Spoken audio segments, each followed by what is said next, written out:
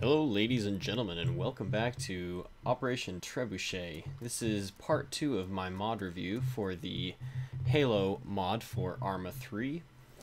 In the last episode we took a look at the weapons and uniforms included in the pack. Today we're going to be looking primarily at the vehicles. So first of all, we'll just take a look at the Pelicans. Now there are two variations of Pelicans. There's the variation as a gun mounted on the front, and there's a variation without the gun on the front, which is in the back here. Both variations come in 4 different colors. We have a black color, like that one there to the right. We have a green color, like that one there. We have another black one. So one of these is actually just called the Marine Pelican, and one of them is called the Black Pelican. I actually can't remember which is which at this point, which is odd, but sorry, I also threw a smoke. I keep pressing G. And then this is the tan one, the desert one. One thing that I really like about this is there's a lot of detail and fidelity to the textures and models here. You have all this mud kind of caked on the bottom, so it looks like it's been in a war zone. Obviously a bunch of chipped paint. It just gives it a really well defined look. It makes it look like it's been used, like it's real. I really enjoy that in textures. If it looked brand new, I wouldn't complain about it, but the fact that they put the effort into it to make it look worn, like it's actually been in a battlefield, like it's being used, is really awesome. So we'll just quickly take a look. You can open the ramp here. Cool sound effects, cool animation here. Super awesome. Now one thing that is a little bit odd, I don't know if they've fixed it since I played on a multiplayer server last, but you need to ride in the back if you're going to ride in the back. That way everyone can fill up these seats. However, if you accidentally click to ride as a passenger, you'll be put in either this back seat to the left or the back seat to the right. You'll be able to use your gun out the back. That's kind of the purpose of it, but it bugs out so that other people can't get in. So make sure that you sit in as a passenger, or I mean sit in the back and not as a passenger. I suppose if everybody's already in, you could get in as one of these passengers, but if you get in as a passenger first, nobody else will be able to enter the actual vehicle. So let's take a quick look at the actual kind of what it looks like on the inside. I don't actually know where to enter this bad boy. There's already a pilot in there, so we're going to have to kill him. Okay, that's not going to be very effective. Maybe we can get into this thing and see. There's got to be a way to kill this pilot out of that. Maybe my pistol's just not strong enough to shoot through that window. We'll kill him. We'll get him out of there. Okay, so apparently the front window is pretty, oh, cool. Dusty. That's my name, actually. That's kind of cool. This ship's named after me. I'm going to fly that one from now on.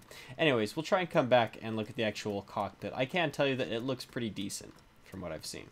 Now, obviously, these are the Warthogs here. So these first 4 up front are the unarmed variant. It only has a seat for the driver and the passenger, but I spawned 4 of them to show you the different colors. Much like the Pelicans, there are 4. We have this general marine color, which is kind of like a brown color. Hey, Dusty501. How does it know my name? It's got to be linked to my PC or something, which is kind of cool. This is the snow variant, obviously. As you can see, it has a lot of wear and tear on it as well. The only thing I can really suggest for these, as far as the modeling goes, is I'd like to see the tires have a little bit more. I don't know. They just look like giant donuts, I guess. They don't look like real tires for me for some reason. But other than that, he did a really spectacular job. That's the green variant of the Warthog, and over here is the black variant of the Warthog. And as I said before, these are just the passenger and driver variation. Kind of interesting. You actually kind of sit odd, but you can shoot out of it, which is cool.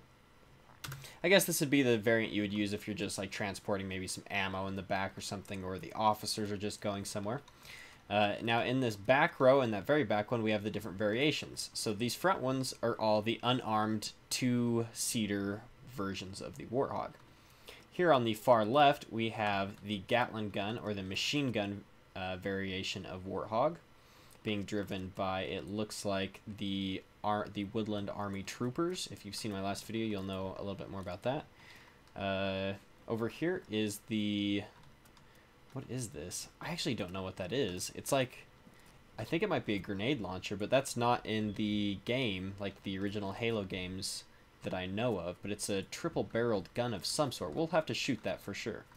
This is the Gauss cannon, which looks really badass. I'm really excited about that. And then this is the anti-air rocket launcher Warthog. So they all come in the same colors as these front ones. You can choose what color you want. Oh, there's one more. Sorry, I missed the back one. And this is the actual troop transport variation. It's got a roll cage on the back with a bunch of seating in the back, which is really sick. As you can tell, like all the textures are really well done. The modeling is really well done. So what we're going to do now is we're going to go ahead and test these weapons out. Maybe. Okay, this guy is not dying. Why is this guy not dying? There we go. Okay, that guy's dead now. So I'm going to go ahead and get in as the gunner. We'll go into first person. So this is what it looks like. Yes, you do have a man down. I have the... Let me just see if I can find this. Well, let's not bother with that right now. So it does have some iron sights. The iron sights aren't particularly great, but, you know, the fact that it does have iron sights is handy. It looks really good for the most part. Oh, it even has a video image down there. That is awesome. Let's give this thing a try, though.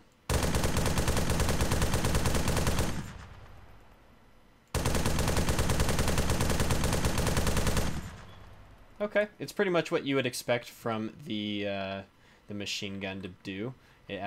Like the animation for it is great. The barrels are actually spinning. The turret spins just fine. The only thing I would like to see is maybe some better looking iron sights, but it's not a big complaint. I mean, obviously with a machine gun like this, you're going to be driving at higher speeds, generally speaking, when you're firing. And so it's kind of just a... I'm going to take his gun, by the way, so I can... I this time, not G. Yes, let's take all of his shit. But, you know, it's not a big deal for his...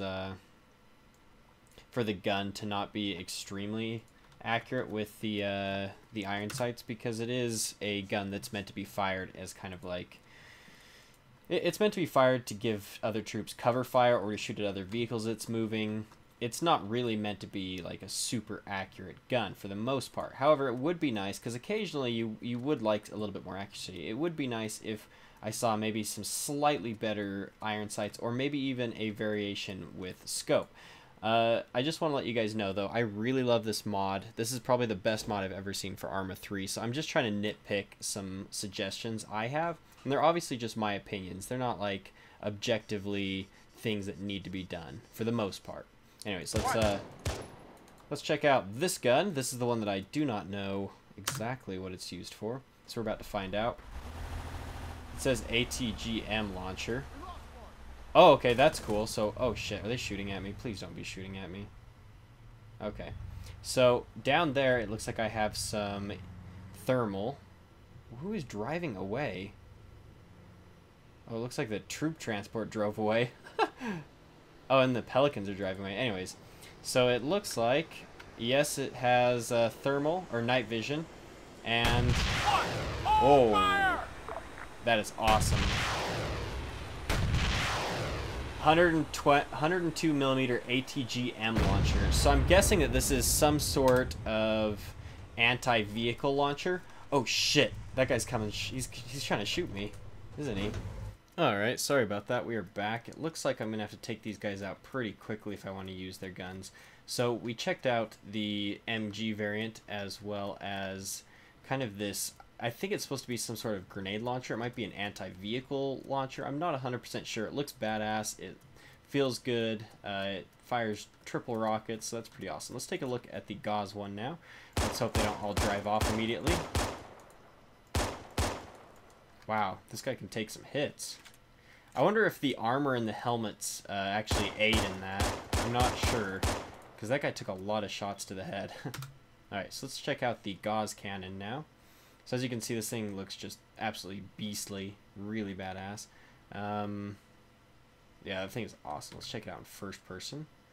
Okay, so let's aim down the sight. So it looks like it has a similar Oh yeah, this one actually has thermal, whereas the other one just had night vision. Oh, that is awesome. So let's check this thing out.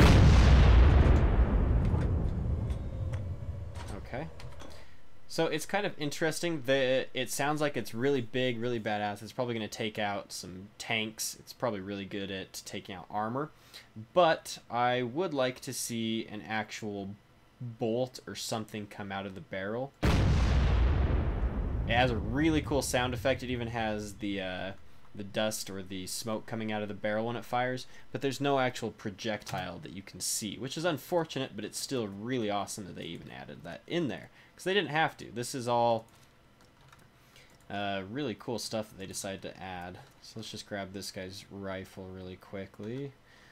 Again. Alright, grab that. That should be enough ammo to take out this guy. And so this is the last one. This is the anti-air vehicle. Oops, sorry. Check my fire. My bad. Alright, so they're probably going to start shooting me. But as you can see, just like the other ones, the texture is really good, the modeling is really good, animation's really good. This also has sights, which is really awesome. Let's just see how they work, though. I didn't hear the explosion sound. Oh, let's take that guy out. So it probably actually is meant to lock on to air vehicles. That's probably the primary use for it. I actually can't even remember Arma 3's lock-on button, to be honest with you guys, though, so we'll just take out this guy right here. Boom! The Pelicans are probably pretty heavily armored, so it'd probably take some more missiles than that. But these would be good against light vehicles and aircraft, maybe even against armor. I don't know how much damage they actually do, but it is pretty sick. Oh, shit! Well, I'll be right back.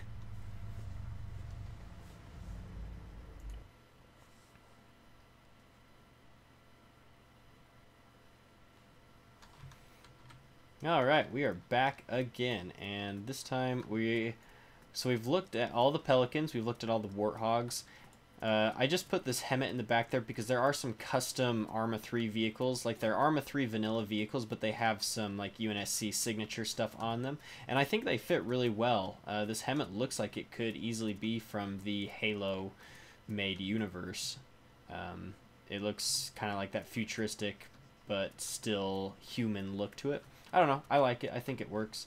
So last, we're just going to go and, if this man will die, we're going to go check out the Falcons, which are kind of like helicopters. I put them at the other end of the airfield so that we could get a chance to drive this Warthog. So it is pretty touchy. It's hard to mimic how the Warthog drives from the Halo universe, because in the Halo universe it drives like a bitch. It's not a fun vehicle to, well, it is a fun vehicle to drive, but it's quite crazy to try and drive at times. In this, once you get going, it's not too bad. But as you can see, once you get going slower, it does turn both the front and the back wheels, which is a cool feature because that is actually how it was. I want to pilot one of these things for you, but I'm really bad. So here are the Falcons. I think that's what they're called. I might have to double check that. I'm pretty sure it is, though. As you can see, they all have front-mounted guns on them. They have propellers similar to that of the Osprey from the game. I'm not sure if these propellers twist to face forward once you're actually moving. It looks like they do, but I can't say that for sure. Obviously, there is space back here to seat people, and I am in the gunner seat, so I can shoot whatever I am holding out of the door. It'd be cool to see a variant of this with machine guns on the door gunners on each side. So that would be a cool thing to see there. I really want to fly this, but I don't know if I can. I don't know if I'm going to be able to kill this guy. Maybe. Oh yeah, he's dead now. Okay. Well, let's take some piloting lessons really quick. Engine on. So let's just take a look inside of the cockpit. This cockpit is not as finished as the Pelican cockpit, I don't believe. So it is pretty vanilla looking. But let's just see how this thing handles. I actually don't know how to fly. Let me just figure that out really quickly. Okay, so apparently left shift is the button I needed to press. to actually... Oh man, look at those things.